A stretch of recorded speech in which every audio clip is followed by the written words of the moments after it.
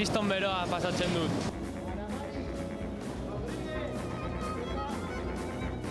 Hau da hemen Iruñan aurkitu dugun giroa, baratzetik ateratako produktuak gordetzeko garaia da, eta hemen Nafarroan produktu batekin gelditu behar bagara, piperra aukeratzen dugula argi dago. Begira bestela hemen La Magdalenako baratzetan aurkitu dugun irudia jende guzti honek urte osoan jango dituen piperrak prestatzen ari ditu hemen bertan.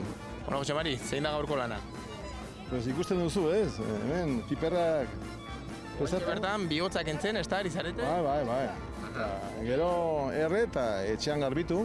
Hemen dana. Hemen. Garbitu eta prestatu, baita ere. Hori bai dela gaina hori esaten genuna, tertuliak ere sortuko direla. Bai, denetarik, Sekulako giroa, ez? Ez bakarrik eguraldia, Politika eta denetarik, Saltza pizkat, Saltza, ez? Bai. Piperren inguruan edo zer gauzatea da. Edozein gauz. Hemen dagoen jende guztiak hartzen ditu piperrak, baina zein da hemen egiten duten lana beraiek ere? Pues hemen hartzen dute piperrak eta begira.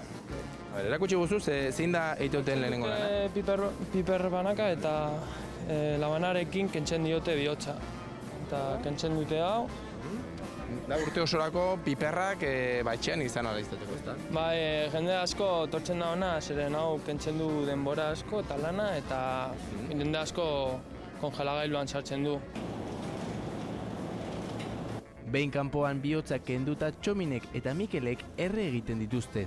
Egun hauetan hemen gelditu gabe, ezta? Bueltak eta bueltak emanez. Bai, gelditu gabe eta egunero lan gehiago daukagu. Eta ze piper mota dauzkagu, gu erakutsizku. Hau da najerano motakoa. Ze gehiago?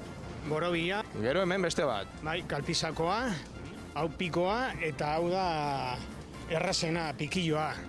Pikilloa gainera dela, gehien eramaten dena, Gehien saltzen dena da pikilloa. Egiten duzuen lanaren ondoren, piperra jateko gogoak gelditzen zaizkizu. Bai.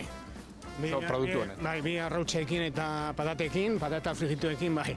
Perfecto. Venga, lanean jarraitzea utziko dizugu. Bueno, Txomin, lanean utziko dugu izan ere oraindik 2 hilabete inguru pasako baititu hemen Iruñan piperrak erretzen. Iruñatik piperren artean Aitor Perez, Euskal Herria zuzenean.